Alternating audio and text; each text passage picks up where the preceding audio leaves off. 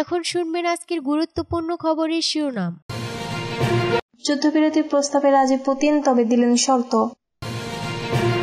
গাজায় ড্রোন হামলায় 2 শিশু নিহত। যুদ্ধবিরতি নিয়ে পুতিন ছলনা করেছেন জেলেনস্কি। ফিলিস্তিনি শিক্ষার্থী খলিলের প্রতি সংহতি জানিয়ে ট্রাম্প টাওয়ারে মার্কিন ইহুদিরা গ্রেপ্তার 98। ইউক্রেন যুদ্ধ দীর্ঘায়িত করতে চায় ইউরোপ, রাশিয়া। ট্রেন ছিনতাই নিয়ে পাকিস্তানের অভিযোগের জবাবে তীব্র প্রতিক্রিয়া ভারতের। যুক্তরাষ্ট্রের অভিবাসীদের গণউচ্ছেদ যুদ্ধকালীন আইন প্রয়োগের প্রস্তুতি ট্রাম্পের। যুদ্ধবিরতি প্রস্তাবে রাজি পুতিন, তবে দিলেন শর্ত। রাশিয়ার প্রেসিডেন্ট ভ্লাদিমির পুতিন বলেছেন, ইউক্রেনে যুদ্ধবিরতি নিয়ে যুক্তরাষ্ট্রের প্রস্তাবে রাশিয়া সম্মত।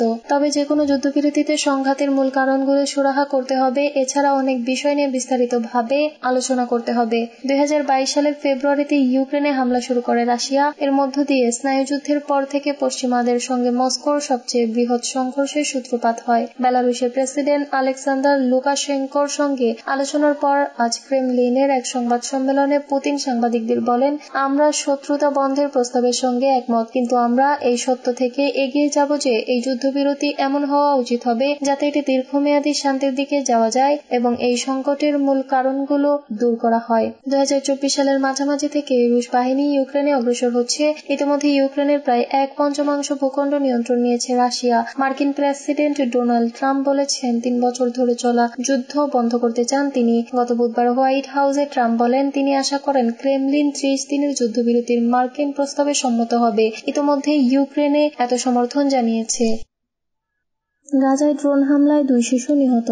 যুদ্ধবিরতি চুক্তি সত্ত্বেও প্রায় প্রতিদিনই গাজায় হামলা চালাচ্ছে ইসরায়েল। এতে ঘটছে হতাহতের ঘটনাও। গতকাল বৃহস্পতিবার পূর্ব গাজা সিটি এবং ভূখণ্ডের উত্তরে বেইত হানুনে ইসরায়েলি ড্রোন হামলায় 2 ফিলিস্তিনি শিশু নিহত হয়েছে। এই হামলায় আহত হয়েছেন 2 নারীও।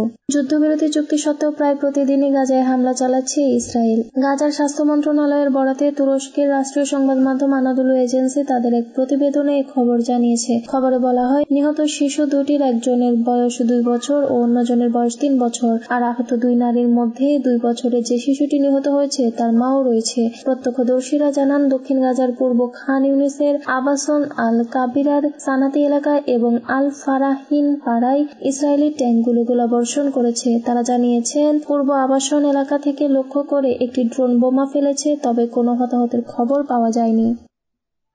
যুদ্ধবিরতি নিয়ে পুতিন ছলনা করেছেন জেলেনস্কি। যুদ্ধবিরতির পরিকল্পনা নিয়ে রাশিয়ার প্রেসিডেন্ট ভ্লাদিমির পুতিনের প্রতিক্রিয়াকে ছলনা বলেছেন ইউক্রেনের প্রেসিডেন্ট ভলোদিমির জেলেনস্কি। তিনি শান্তি চুক্তি জোরদার করার জন্য রাশিয়ার উপর আরও নিষেধাজ্ঞা আরোপের আহ্বান জানিয়েছেন। জেলেনস্কি বলেছেন, রাশিয়ার প্রেসিডেন্ট প্রায়ই এমনটা করেন। তিনি সরাসরি না বলেন না, বরং এমন কিছু করেন যা কেবল বিষয়গুলোকে বিলম্বিত করে বা সিদ্ধান্ত নেওয়াকে অসম্ভব করে তোলে। এর আগে রাশিয়ার প্রেসিডেন্ট বলেছিলেন, তিনি যুদ্ধের অবসান ঘটাতে রাজি আছেন, কিন্তু একটি যুদ্ধবিরতির মধ্য দিয়ে এই সংকটের অন্তর্নিহিত কারণগুলোর অবসান ঘটিয়ে স্থায়ী শান্তি নিশ্চিত করা উচিত বলেও জোর দেন তিনি। বিবিসি মনিটরিং এর রাশিয়া বিষয়ক সম্পাদক বলেছেন, হ্যাঁ, এর ভেতরে না লুকিয়ে আছে। এদিকে ডোনাল্ড ট্রাম্পের দূত স্টিভ উইটকফ যুক্তরাষ্ট্র সমর্থিত যুদ্ধবিরতি প্রস্তাবে রাশিয়ার প্রতিনিধি দলের সঙ্গে দেখা করতে মস্কোয় রয়েছেন। অন্যদিকে মার্কিন প্রেসিডেন্ট ডোনাল্ড ট্রাম্প রুশ প্রেসিডেন্টের বক্তব্যকে প্রতিশ্রুতিবদ্ধ কিন্তু অসম্পূর্ণ বলে বর্ণনা করেছেন।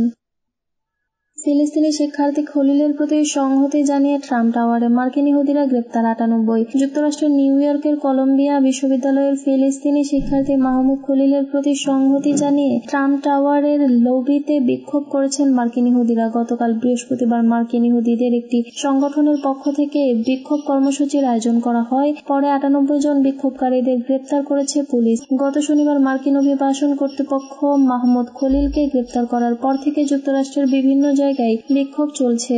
গতকালের বিক্ষোভটি ছিল তেমনই একটি কর্মসূচি। মাহমুদ খলিল একজন ফিলিস্তিনি নাগরিক আর তার স্ত্রী একজন মার্কিন নাগরিক। গত বছর কলম্বিয়া বিশ্ববিদ্যালয়ে ফিলিস্তিনপন্থী বিক্ষোভে তিনি গুরুত্বপূর্ণ ভূমিকা রেখেছিলেন। এর জন্য মার্কিন প্রেসিডেন্ট ডোনাল্ড ট্রাম্পের প্রশাসন তাকে দেশে বিতাড়িত করতে চায়। তবে খলিলের আইনজীবী এবং সমর্থকেরা বলছেন, গাজা ইসরায়েলের যুদ্ধের সমালোচনাকে ট্রাম্প প্রশাসন ইচ্ছাকৃতভাবে সন্ত্রাসবাদে সমর্থনের সঙ্গে মিলিয়ে ফেলেছে। বিভিন্ন নাগরিক সংগঠনের পক্ষ থেকে গ্রেপ্তারের তীব্র নিন্দা জানানো হয়েছে। তারা খলিলকে রাজনৈতিক বন্দী হিসেবে অভিহিত করেছেন।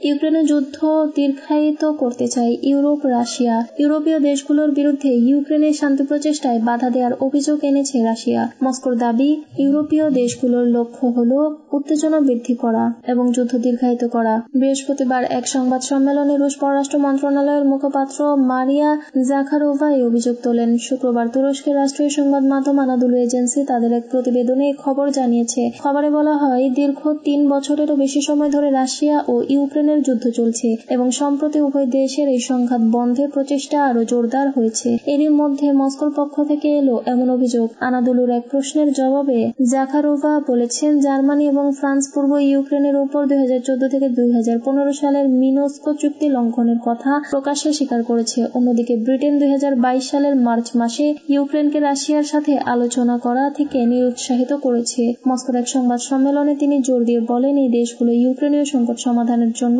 কোনো প্রচেষ্টা করেনি, যা ইউক্রেন সম্পর্কে তাদের অবস্থানকে অপ্রাসঙ্গিক করে তুলেছে। ট্রেন ছিনতাই নিয়ে পাকিস্তানের অভিযোগের জবাব, তীব্র প্রতিক্রিয়া ভারতের। যাত্রীবাহী ট্রেন জাফর এক্সপ্রেসে ভয়াবহ সন্ত্রাসী হামলায় ভারতকে দায়ী করেছে পাকিস্তান। দেশটির পররাষ্ট্র দফতর বলেছে, জাফর এক্সপ্রেস ভয়াবহ সন্ত্রাসী হামলায় জড়িত। বিদেশে অবস্থিত একটি সন্ত্রাসী সংগঠনের নেতৃত্বে হামলার পরিকল্পনা হয়েছিল। তবে ইসলামাবাদের এমন অভিযোগ প্রত্যাখ্যান করেছে নয়াদিল্লি, জানিয়েছে তীব্র প্রতিক্রিয়া। পাকিস্তানকে সন্ত্রাসবাদের আস্তানা আখ্যা দিয়ে অন্যদের দোষারোপ করার পরিবর্তে দেশটির নিজেদের দিকে তাকানো উচিত বলে মন্তব্য করেছে ভারত সরকার। ভারতের পররাষ্ট্র মন্ত্রণালয়ের এক বিবৃতিতে বলা হয়, আমরা পাকিস্তানের ভিত্তিহীন অভিযোগগুলো দৃঢ়ভাবে প্রত্যাখ্যান করছি। গোটা বিশ্ব জানে বিশ্বব্যাপী সন্ত্রাসবাদের কেন্দ্রস্থল কোথায়। যুক্তরাষ্ট্রের অভিবাসীদের গণ উচ্ছেদ যুদ্ধকালীন আইন প্রয়োগের প্রস্তুতি ট্রাম্পের। মার্কিন প্রেসিডেন্ট ডোনাল্ড ট্রাম্প অভিবাসী বহিষ্কার ত্বরান্বিত করতে একটি ঐতিহাসিক যুদ্ধকালীন আইন প্রয়োগের পরিকল্পনা করছেন। বিষয়টির সঙ্গে সংশ্লিষ্ট 4টি সূত্রের বরাত দিয়ে সিএনএন জানিয়েছে, আগামী কয়েকদিনের মধ্যে এই পদক্ষেপ বাস্তবায়নের প্রস্তুতি নেওয়া হচ্ছে।